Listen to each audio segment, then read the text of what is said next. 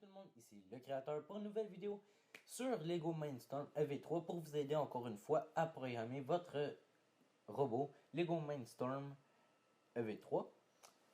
Donc aujourd'hui nous allons attaquer le bloc de commencement que vous trouverez sur chaque programme que vous allez créer. Désolé du petit délai. Ainsi que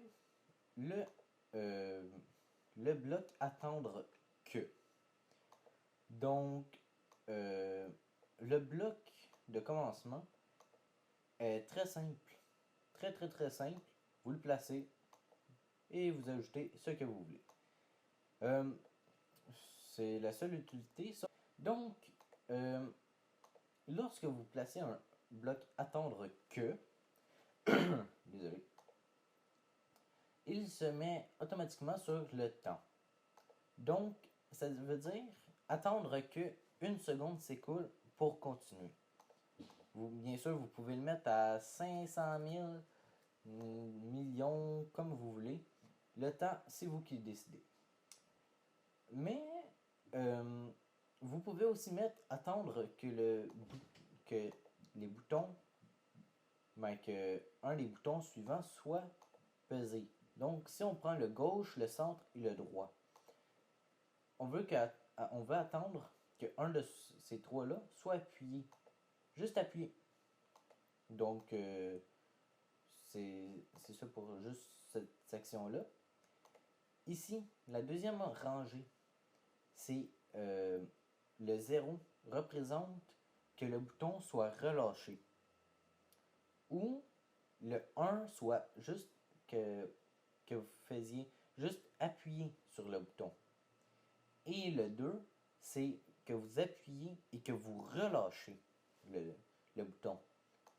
Donc, ça peut être très utile si vous voulez faire défiler une image à la fois.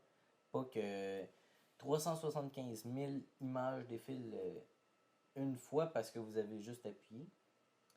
Donc, et ici, la plug qui sort va envoyer la valeur du bouton appuyé.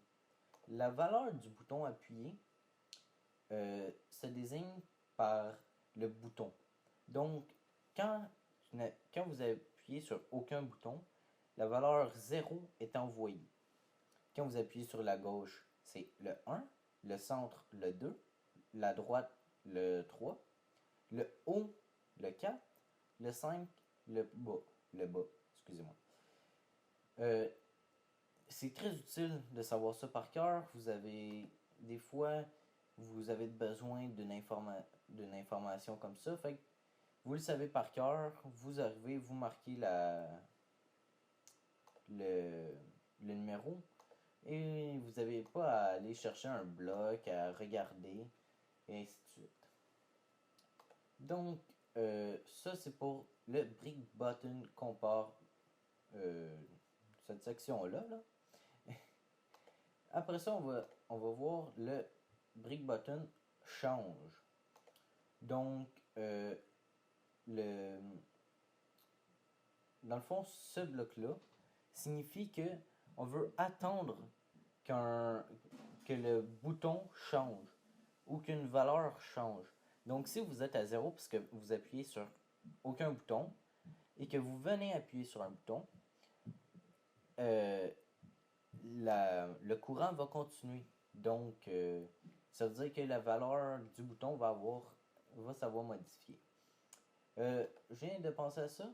Je pense que je vais faire une section par vidéo. Comme ça, vous avez des petites vidéos juste pour vos sujets. Puis, ça va être bien comme ça. Donc, c'est tout pour cette vidéo. Je vous souhaite bonne programmation. Et je vous dis à la prochaine. C'était le créateur. Et bonne programmation.